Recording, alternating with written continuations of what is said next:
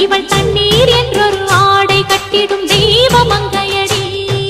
தையம் தீயம் தக்கு தீயம் தக்கு தையம் தீயம் தக்கு தீயம் தக்கு தையம் தீயம் தக்கு தீயம் தக்கு தையம்